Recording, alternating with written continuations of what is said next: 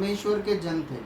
लेकिन इब्राहिम को हम देखते हैं जो धर्मी जन या एक आत्मिक जन बनकर न केवल कहलाया, परंतु उसने जीवन जिया और अपने जीवन का अंत भी उसी प्रकार होते हुए हम देखते हैं।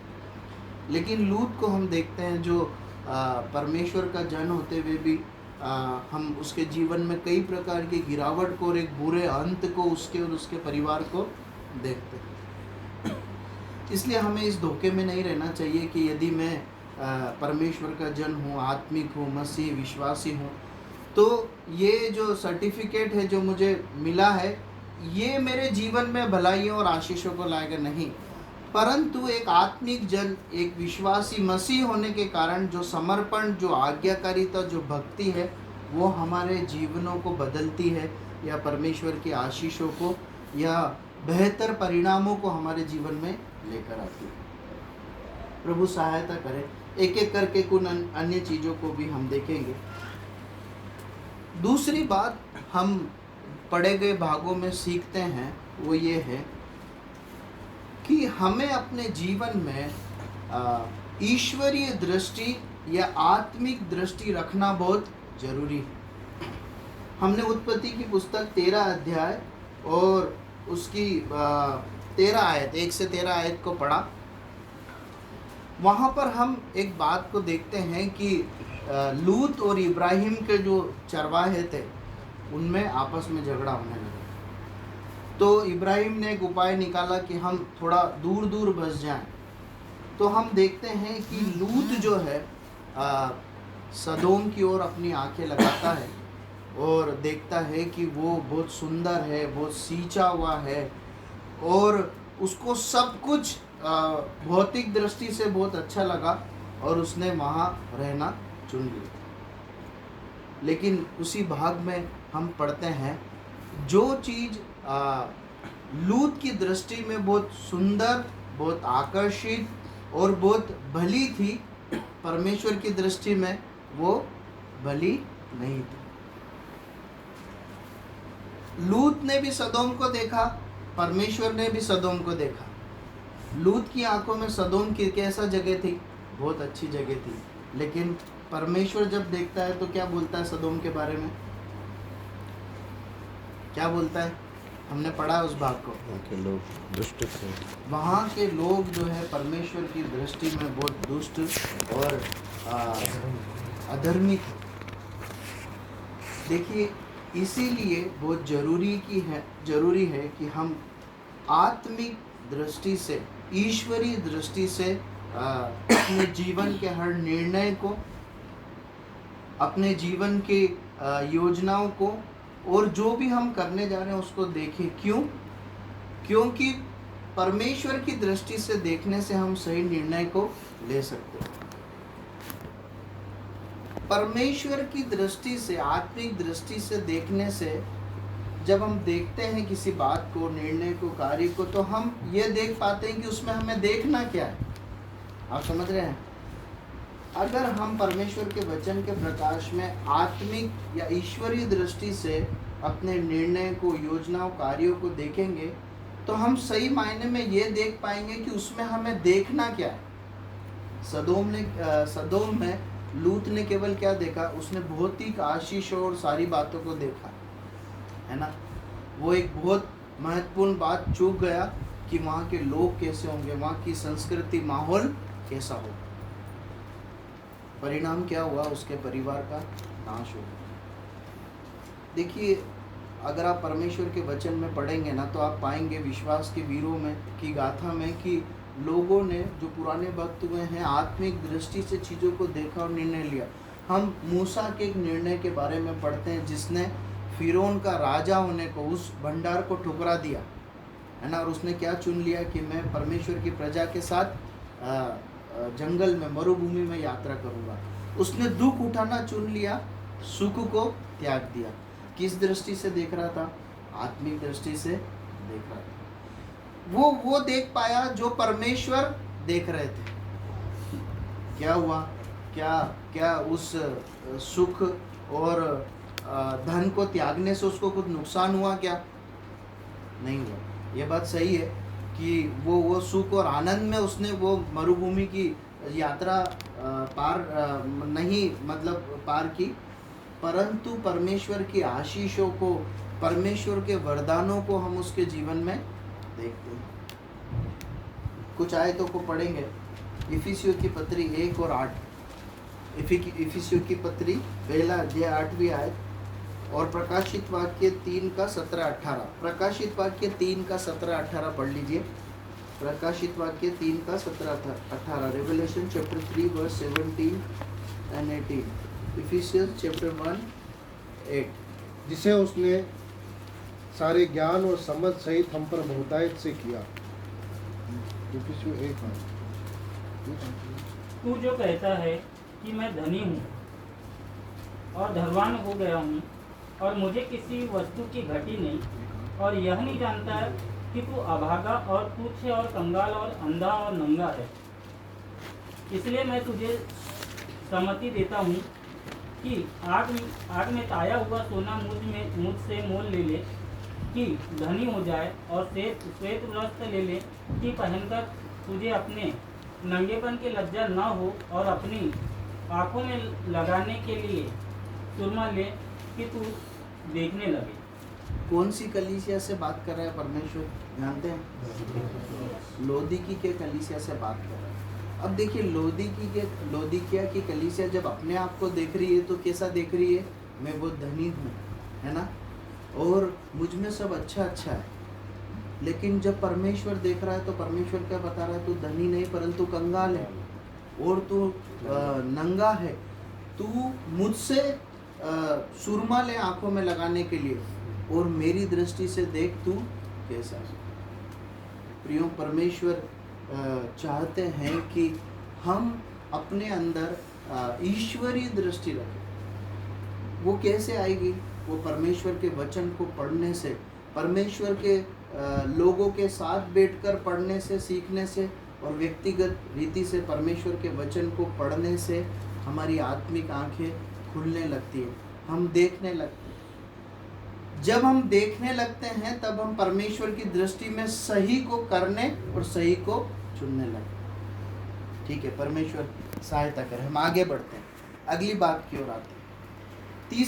तीसरी बात जो हम इस तुलनात्मक अध्ययन से सीख सकते हैं वो ये है कि परमेश्वर की भक्ति करना या भक्ति करना व्यक्तिगत रूप से गुप्त में किया जाने वाला एक अभ्यास है। परमेश्वर की भक्ति करना व्यक्तिगत रूप से या गुप्त में किए जाने वाला एक अभ्यास या व्यवहार है। ये एक सार्वजनिक रूप से दिखावे के रूप में करने वाला एक कार्य नहीं। ठीक है, परमेश्वर की भक्ति करना एक बहुत ही व्यक्तिगत और निजी रूप से, गुप्त रूप से किया जाने वाला एक अभ्यास है या व्यवहार है। ये सार्वजनिक रूप से दिखावे का एक कार्य नहीं है। कि कैसे बोल सकते मालूम है? 18 अध्याय में आइए। 18 अध्याय जो हमने पढ़ा और 19 अध्याय भी हमने पढ़ा। अब इब्राहिम और लूत की अगर हम जीवन की तुलना करें तो हम कुछ अंतर को वहाँ पर देखते हैं। पहला अंतर है जब परमेश्वर और दूत इब्राहिम से मिलने आए तो इब्राहिम कहाँ पर बैठा है? इब्राहिम कहाँ पर बैठा है? तंबू के द्वार पर, अपने घर में, अपने तंबू के द्वार पर बैठा है। लूत कहाँ बैठा है? नगर के द्वार, नगर फाटक के चौराहे पर बैठा है ना, चौक में बैठा है। ठीक है, उसके बाद इब्राहिम किस तरह से उसकी पनाही करता है, वो परमेश्वर की और उसके दूतों की जो पनाही करता है। अगर आप पढ़ेंगे तो वहाँ पर आप पाएंगे कि इब्राहिम दौड़कर जाता है, उसके बाद उनसे निवेदन करता है, फिर वापस दौड़कर आता है और अपनी पत्नी को बोलता है कि तुम रोटी बनाओ, अपने एक नौकर को बोलता है कि तुम अच्छा सा एक खाना बनाओ। हाँ, और उसके कंपैरिजन में, उसकी तुलना में जब हम लूत को देखते हैं तो लूत क्या कर रहा है? वहाँ पर लिखा है उसने एक बड़ी जेवनार की, है ना, उसने मतलब ऐसा समझ में आता है कि वहाँ पर एक पार्टी जैसा एक माहौल है, मतलब एक जश्न जैसा एक माहौल है, बहुत एक निजी एक सहभागिता को या कार्य को हम नहीं देखते। उसके बाद अगर आप ध्यान से इन दोनों के जीवन को पढ़ेंगे तो आप पाएंगे कि परमेश्वर और इब्राहिम को बार बार आपस में बात करते हुए आप देखेंगे। आप बार बार देखेंगे कि इब्राहिम ने वेदी बनाई, इब्राहिम ने प्रार्थना की। उसके बाद आप इस घटना को जब 18 अध्याय में पढ़ते हैं तो देखते हैं कि हम वहाँ पर इब्राहिम और परमेश्वर का वार्तालाप है, बातचीत है, जबकि हम लूत के जीवन में ये नहीं देखते। हम लूत के जीवन में कहीं नहीं पढ़ते हैं कि उसने इस प्रकार परमेश्वर से प्रार्थना की हो, वेदी बनाई हो, या परमेश्वर और उसका कुछ वार्तालाप हो रहा। कहीं देखते हैं क्या? कहीं नहीं देखते। देखिए, जब आप दोनों को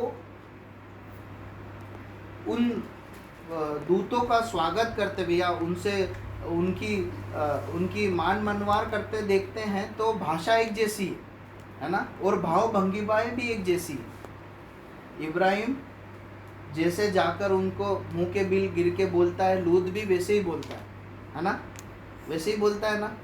जैसे इब्राहिम मना कर ले जाता है, लूत भी मना कर ले जाता है। बातें वैसी ही हैं, बाहरी रूप से जो है जिस हिसाब से करना चाहिए वैसा ही है, लेकिन इनके अंदरूनी जीवन को टटोलने से समझ में आता है कि कुछ बड़ी समस्या है। देखिए, कुछ आयतों को पढ़िए। मत्ती का सुसमाचार उसका 6 अध्याय, उसकी 1 आयत और 4 से 6 आयत। Matthew chapter 6 verse 1, 4 and 6। सावधान रहो, तुम मनुष्य को दिखाने के लिए अपने धर्म के काम न करो, नहीं तो अपने स्वर्गीय पिता से कुछ भी फल न पाओगे। ताकि तेरा दान गुप्त रहे, और तब तेरा पिता जो गुप्त में देखता है तुझे प्रतिफल देगा। जब तू प्रार्थना करे तो कपटियों के समान न हो, क्योंकि लोगों को दिखाने के लिए आराधनालयों में और सड़कों के मोड़ों पर खड़े होकर प्रार्थना करना उनको अच्छा लगता है। मैं तुमसे सच कहता हूँ कि वे अपना प्रतिफल पा चुके हैं। परंतु जब तू प्रार्थना करे तो अपनी कोठरी में जा और द्वार बंद करके अपने पिता से जो गुप्त में है प्रार्थना कर, तब तेरा पिता जो गुप्त में देखता है तुझे प्रतिफल देगा। इसी का चैप्टर 23 वर्स 5 पढ़िए।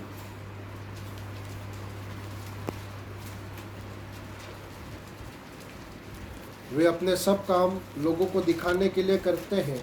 वे अपने ताबीजों को चौड़ा करते और अपने वस्त्रों की कोरे बढ़ाते हैं। देखिए, इस भाग को जब हम पढ़ते हैं ना तो परमेश्वर गुप्त में कुछ चीज़ों को करने के लिए बोल रहे हैं। तुम जब ये सब करते हो ना तो तुम गुप्त में करो। इसका मतलब क्या है? परमेश्वर चाहता है कि कोई नहीं देखे। परमेश्वर ये चाहता है कि मैं देखूं। तुम मुझे मेरे सामने अपने आप को अकाउंटेबल बनाकर, जिम्मेदार बनाकर अपने दानों को दो, अपनी प्रार्थनाओं को किया करो। मैं देखूंगा और उसका प्रतिफल दूंगा। और अध्याय 23 की 5 में जो हम भाग पढ़ते हैं, आप जानते हैं, बहुत परिचित भाग है। परमेश्वर उन शास्त्रीय फरीसियों के बारे में बात कर रहा है, व्यवस्थापकों के बारे में बात कर रहा है, जो अपनी जो है कोरों को बढ़ाया करते थे। वो इस बात का चिन्ह होता था कि इतने ज़्यादा शास्त्र उन्हें पढ़े हैं, मतलब इतना ज़्यादा उन्हें ज्ञान है। परमेश्वर उनकी दिखावे की, वो जो दिखा कर जो भक्ति करते थे उस पर क्या देता है? उलाहना देता है।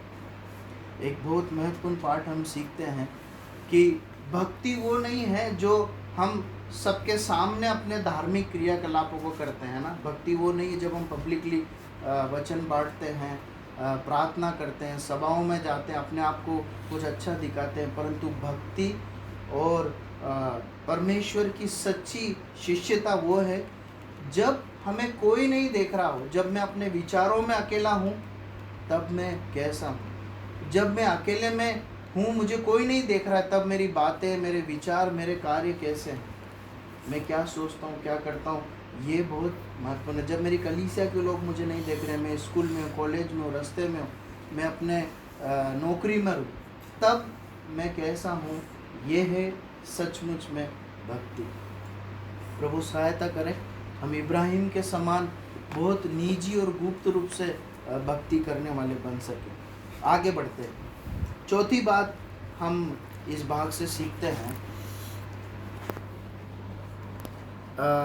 कुछ आयतों को पढ़े। उत्पत्ति 18 अध्याय 4 से 5 और 6 से 8 जल्दी से पढ़ें। मैं थोड़ा सा जल लाता हूँ और आप अपने पाँव धोकर इस वृक्ष के तले विश्राम करें। फिर मैं एक टुकड़ा रोटी ले आऊँ और उसे आप अपने जीव को तृप्त करें, तब उसके पश्चात आगे बढ़ें, क्योंकि आप अपने दास के पास इसीलिए पधारे हैं। उन्होंने कहा है, जैसा तू कहता है वैसा ही कर। 6 से 8 भी पढ़ लीजिए। तो इब्राहिम ने तंबू में सारा के पास खुरपी से जाकर कहा, 3 सा मैदा खुरपी से गूंथ और फुलके बना। फिर इब्राहिम गाय और बैल के झुंड में दौड़ा और एक कोमल और अच्छा बछड़ा लेकर अपने सेवक को दिया और उसने खुरपी से उसको पकाया। अब अगर आप ध्यान देंगे तो यहाँ पर एक बहुत बहुमूल्य पाठ हमें अपने व्यवहारिक जीवन के लिए मिलता है, जो इब्राहिम हमें सिखाते हैं। इब्राहिम ने परमेश्वर के सामने थोड़ा बोला लेकिन किया ज़्यादा, है ना।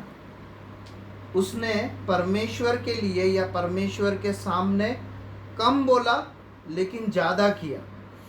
आमतौर पर हम क्या करते हैं, हम ज़्यादा बोलते हैं और करते कम है। देखिए इब्राहिम क्या बोलता है जब उनसे निवेदन करता है, आग्रह करता है कि आप जो है प्लीज़ यहाँ रुक जाइए।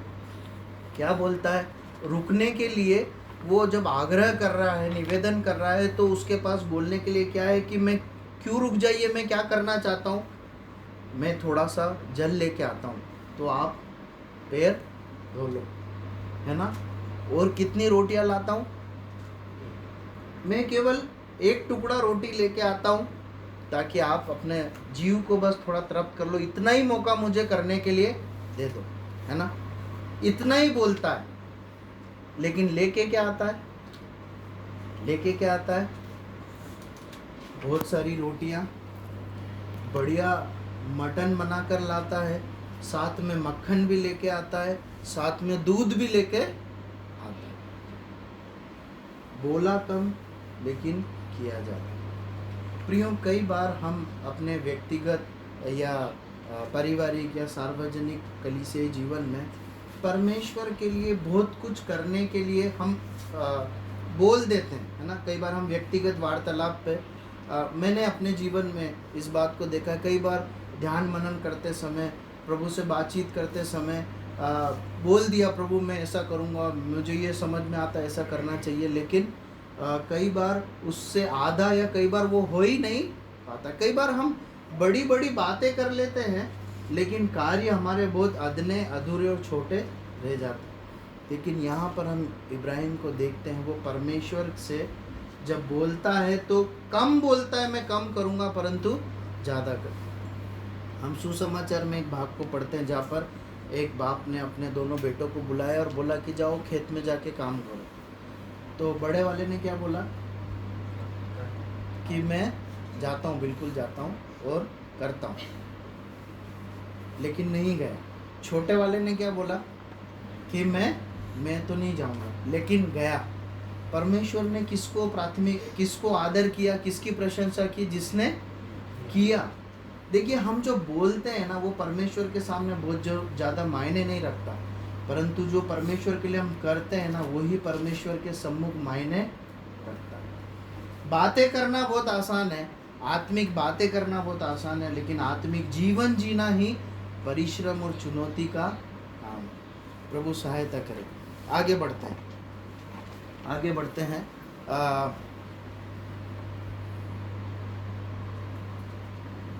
18 का 5 आयत हमने पढ़ा, उसकी 23 और आयत को भी पढ़ी। तब इब्राहिम उसके समीप जाकर कहने लगा, क्या तू सचमुच दुष्ट के संग धर्मी को भी नाश करेगा? ठीक है, काफ़ी है। 5 आयत में हम इब्राहिम को परमेश्वर से निवेदन करते हुए देखते हैं कि मेरे घर रुकिए। परमेश्वर क्या उत्तर देते हैं, क्या बोलते हैं? जैसा बोलता है वैसा। तू जैसी तेरी इच्छा है वैसा कर लो, ठीक है। उसके बाद जब 23 आयत से 32वीं आयत तक आप पढ़ेंगे तो इब्राहिम और परमेश्वर बातें कर रहे हैं आपस में। और इब्राहिम इस पूरे वार्तालाप में बार बार परमेश्वर से कुछ विनती कर रहा है। क्या विनती कर रहा है? कि परमेश्वर सदोम को नाश करने जा रहा है और इब्राहिम बोल रहा है प्रभु मतलब कभी वहाँ पे 50 धर्मी मिल गए तो आप कर देंगे क्या? तो वो आप नहीं करना चाहिए, मतलब उसका कहने का मतलब, तो परमेश्वर कहते ठीक है नहीं करूँगा। फिर वो 45 बोलता है, फिर वो 30 बोलता है, वो 20 बोलता है। जितनी बार इब्राहिम परमेश्वर से निवेदन करता है, प्रार्थना करता है, परमेश्वर सुनते है ना। देखिए एक बात जो यहाँ पर सीखने को मिलती है कि परमेश्वर खरे और धर्मी लोगों की प्रार्थनाओं को सुनते हैं और उसका उत्तर देते हैं। परमेश्वर अपने धर्मी और खरे लोगों की प्रार्थनाओं को सुनते और उसका उत्तर देते। अब आप बोलेंगे लूत ने भी प्रार्थना की और परमेश्वर ने सुना, है ना।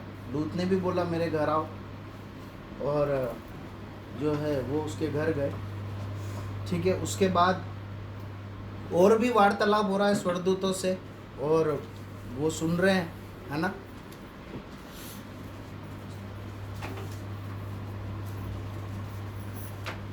लेकिन अगर आप बहुत ध्यान से दोनों की तुलना करेंगे ना, तो अगर आप इब्राहिम को प्रार्थना करते हुए देखेंगे और उसका उत्तर पाते हुए देखेंगे तो सही मायने में आपको समझ में आएगा कि इब्राहिम परमेश्वर से प्रार्थना कर रहा है, बातें कर रहा है और परमेश्वर उसकी सुनकर उत्तर दे। उसकी तुलना में अगर आप लूत की प्रार्थनाओं को देखेंगे ना, तो आपको समझ में आएगा कि बहुत खींचातानी हो रही है ना। लूत बोल रहा है दूतों से कि प्लीज़ मेरे घर रुको, मेरे घर रुको। वो क्या कर रहे हैं? मना कर रहे हैं। इब्राहिम के साथ कैसा हुआ? जैसे ही इब्राहिम ने बोला, परमेश्वर क्या बोलते हैं? तेरी जैसी इच्छा हो तो वैसा कर। और लूत को क्या बोलते हैं? नहीं नहीं नहीं, हम कहाँ रुकेंगे? हम कहाँ रुकेंगे? चौक में रुकेंगे, हम चौक में रुकेंगे। फिर जबरदस्ती मना के ले। एक बात ये हो गई। उसके बाद दूत उसको कुछ बोल रहे हैं वहाँ से निकल, तो वो सुन नहीं रहा है। फिर उसको हाथ पकड़ के खींच रहे हैं, फिर खींच के बाहर भी लेके आ गए। तो उसको बोला पहाड़ पे जा, वो बोल रहा है मैं उस नगर में जाऊंगा। आप समझ रहे हैं? आप इस वार्तालाप को देखिए और आप इब्राहिम और परमेश्वर के साथ की वार्तालाप को देखिए। देखिए परमेश्वर का वचन प्रार्थना को है ना मांगने का एक माध्यम के रूप में नहीं बताता है। आप सभी जानते हैं परमेश्वर का वचन प्रार्थना को एक ऐसी सहभागिता के रूप में बताता है जब एक परमेश्वर का बच्चा, एक विश्वासी परमेश्वर से बातचीत करता है। वो अपने हृदय को खोलकर अपने बाप से कुछ कहता है जिसमें उसकी भावनाएं हैं, जिसमें केवल मांगना नहीं परंतु अपने आप को प्रकट कर देना है, समर्पण कर देना है, आशा रखना है, विश्वास रखना है, प्यार करना है और मांगना भी। इब्राहिम के साथ आप ये सारी बातें देखेंगे प्रार्थनाओं में, परंतु लूत के साथ लेने देने का हिसाब देखेंगे और क्या देखेंगे? खींचातानी देखेंगे। प्रियो, यदि हम खराई का जीवन जिए ना तो परमेश्वर हमारी प्रार्थना को सुनता है। एक आयत को पढ़ेंगे, हमें मिलती है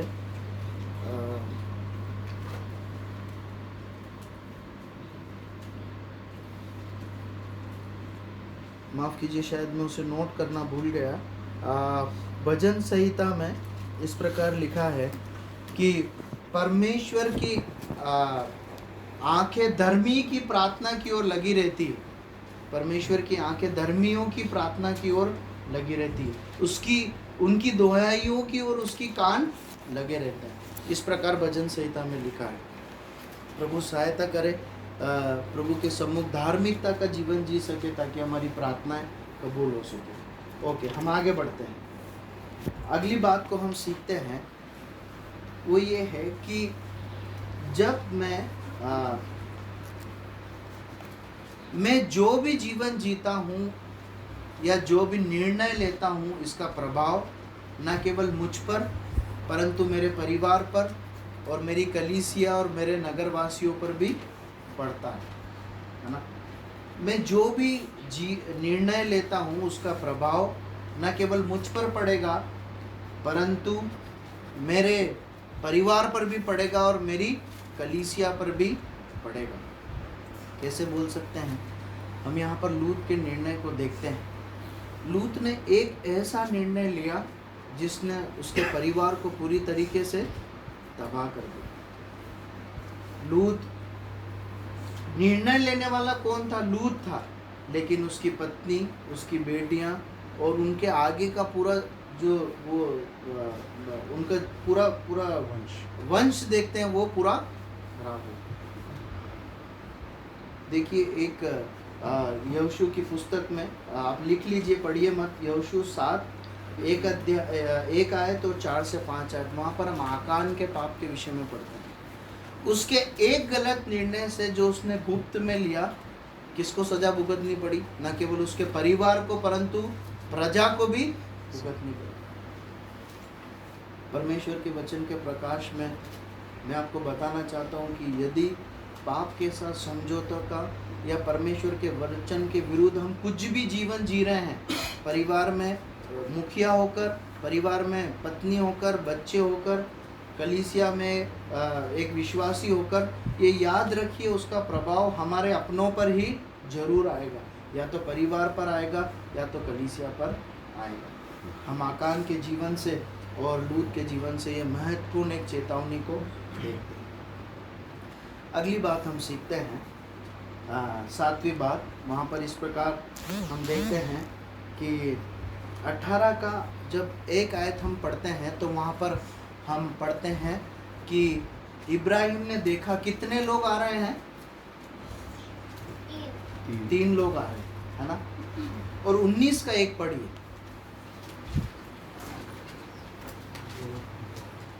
19 के 1 में क्या लिखा है? 2 लोग आ रहे हैं, है ना? 18 का 22 में लिखा है, वो आयत पढ़ लीजिए 18 की 22 में है। तो वे पुरुष वहां से मुड़ के सदोम की ओर जाने लगे, पर अब्राम यहोवा के आगे खड़ा रह गया। देखिए, यहाँ पर हम एक महत्वपूर्ण बात सीखते हैं। लूत के पास परमेश्वर की आशीषें थी या नहीं थी? आप इस बात से सहमत है? थी। तभी तो इतनी धन संपत्ति बढ़ गई थी कि चरवाहों में लड़ाई हो गई। और परमेश्वर की आशीष और दया थी, इसीलिए स्वर्गदूत उसे बचाने गए, है ना? लूत के पास परमेश्वर की आशीषें थी, परंतु इब्राहिम के पास आशीषों को देने वाला परमेश्वर था। लूत के पास परमेश्वर की आशीषें थी और इब्राहिम के पास आशीषों को देने वाला परमेश्वर था। आज अगर हम विश्वासियों को देखें तो इस वचन के आधार पर 2 भागों में बांट सकते हैं। परमेश्वर से आशीष पाए हुए विश्वासी या परमेश्वर के साथ जीने वाले विश्वासी, परमेश्वर के विश्वासी। जो अगर आप इस घटना को ध्यान से पढ़ेंगे ना, तो आप इतने रोमांचित हो जाएंगे। आपको ध्यान है, मैं उम्मीद करता हूँ आप इस बात को समझ पाएंगे। परमेश्वर और वो दूत इब्राहिम के पास क्यों आए थे? क्या समझ में आता पड़े?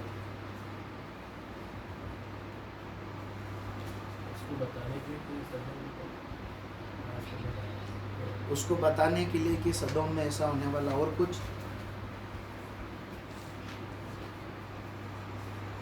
देखिए, ऐसा जब मैं इस बात को पढ़ रहा था, ऐसा समझ में आता, परमेश्वर और उसके दूत इब्राहिम से मिलने और संगति करने आए थे, है ना? जैसे ही इब्राहिम ने बोला खाना, मैं एक टुकड़ा रोटी लाऊं, उन्होंने तुरंत मान लिया। फिर परमेश्वर और इब्राहिम आपस में रुक गए। तब परमेश्वर क्या बोलता है, क्या मैं जो करने जा रहा हूँ इब्राहिम से छुपा रखूँ? ऐसा समझ में आता है कि परमेश्वर उस समय ऐसा सोचते हैं कि इब्राहिम को भी इस बात की जानकारी जरूर देना चाहिए, है ना? परमेश्वर इब्राहिम से मिलने, उसके साथ संगति करने आए। और लूत के पास क्यों गए वो दूत? उसे बस बचाने गए, है ना? वहाँ पर इस प्रकार का प्रेम और मेल मिलाप, वात्सल्य हम देखते हैं क्या? नहीं देखते। प्रियो, हमें अपने जीवन में ये जांचना जरूरी है कि क्या मैं परमेश्वर की आशीषों के साथ जी रहा हूँ या मैं परमेश्वर के साथ जी रहा हूँ। आप परमेश्वर के जन हैं, परमेश्वर बहुत आशीषें देते हैं। मैं आपको बताना चाहता हूँ, मैं ऐसे एक वचन को नहीं बांटना चाहता कि प्रभु यीशु मसीह के पीछे आने से बहुत आशीषें, धन पैसा मिलता है, चुनौतियाँ भी मिलती है, कई लोग अमीर से गरीब भी हो जाते हैं, ये सब होता है प्रभु यीशु मसीह के पीछे चलने से। परंतु फिर भी परमेश्वर अपने बच्चों को आशीषें देते हैं और उन्हें बहुत अनुग्रह से चलाते हैं। परंतु हमारे लिए सोचने का जो विषय है वो ये है कि क्या मैं केवल आशीषों के साथ जी रहा हूँ या परमेश्वर के साथ जी रहा हूँ। पौलुस इस प्रकार कहता है कि जांचो कि तुम मसीह में हो कि नहीं हो। मसीह के तो हो, कहलाए तो जाते हो, पर आज मसीह में जी रहे हो नहीं जी रहे हो, ये जांचना बहुत जरूरी है। अंतिम बात देखकर समाप्त करेंगे। परमेश्वर अपने बच्चों को बार बार लौटने का, अपने पास पुनः लौटने का या मन फिराने का अवसर देते हैं। लूत के पास अवसर था कि नहीं था, है ना? था। मान लीजिए लूत ने जब निर्णय लिया, ऐसा मान लीजिए कि उसे नहीं मालूम था सदोम के क्या हालत है, लेकिन क्या वहाँ जाने के बाद उसे समझ में नहीं आया होगा कि सदोम के क्या हालत है? निश्चय आया होगा। समय था लौटने का, लौट सकता था, परंतु नहीं लौटा। अब एक बार क्या हुआ कि दूसरे राजा लोग सदोम के राजा को जीतकर उसे भी गुलाम बनाकर ले गए। किसने छुड़ाया? इब्राहिम ने छुड़ाया। छुड़ाकर लूत वापस कहाँ पहुँच गया? सदोम पहुँच गया।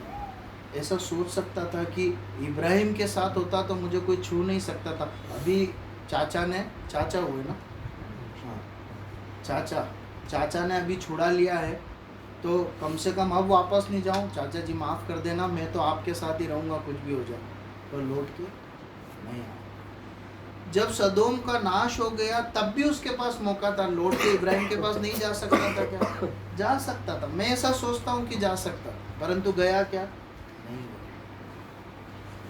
इतने सारे मौके मिले परंतु वो नहीं गया, और बार बार डिटाई करने के कारण आखिरी में उसका और उसके परिवार का एक दुखद अंत हो गया। प्रियो, परमेश्वर हमें बार बार मौका देते हैं, पता है क्या, कि हम उसके पास लौट आए। परमेश्वर प्रकाशित वाक्य की पुस्तक में अपनी कलीसिया को कहते हैं कि मैं द्वार पे खड़ा हुआ खटखटाता हूँ। अविश्वासियों को नहीं लिखा गया, कलीसिया को लिखा गया। देखिए, कायल होना, पाप पे दुखी होना और मन फिराना दोनों अलग अलग बात है। लूत उस हालात में पाप के प्रति दुखी जरूर होता था। पढ़िए दूसरा पत्रस 2 का 7 और 8। हम इस आयत को पढ़ के समाप्त करें।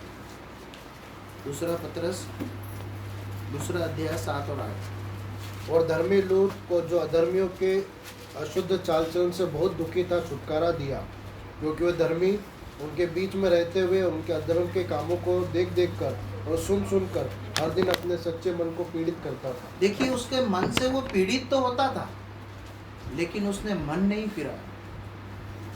यहूदा इस्करियोती अपने पाप के प्रति दुखी तो हुआ, परंतु उसने पश्चाताप करके मन नहीं फिराया। और ठीक उसी जगह पर पतरस ने जो पाप किया उसके लिए दुखी भी हुआ और मन भी फिराया। परिणाम स्वरूप परमेश्वर ने उसे नया मन, नया जीवन दिया। लूत भी पीड़ित होता था, निकल कर क्या जाना चाहिए था? इब्राहिम के पास चले जाना चाहिए, तो उसका जीवन नाश होने से बच जाता। परमेश्वर के पास लौटने की जरूरत। प्रियो, हम सब आज परमेश्वर के वचन के सामने, हमारी क्या अवस्था है हम जानते हैं। देखिए, अगर आप कलीसिया में हैं, आत्मिक लोगों के बीच में, तो भी एक हद तक ही परमेश्वर के अगुवे लोग आपको बचा पाएंगे। अगर आप ध्यान से पढ़ेंगे तो वहाँ पर ऐसा लिखा है 19वें अध्याय की 29-30 आयत में ऐसा लिखा है उत्पत्ति की, कि परमेश्वर ने इब्राहिम के कारण लूत पर बड़ी दया की।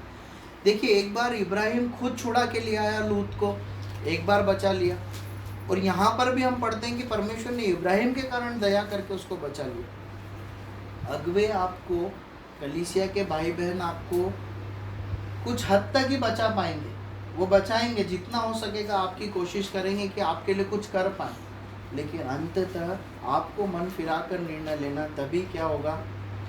तभी परमेश्वर के पास से एक नया जीवन हम पा सकते हैं। परमेश्वर इन वचनों को पढ़े और सुने जाने पर आशीष दे। और इसके अनुसार करने के लिए मेरी और हम सबकी सहायता और मदद करें, प्रभु के नाम के लिए। परमेश्वर को धन्यवाद देना चाहूँगा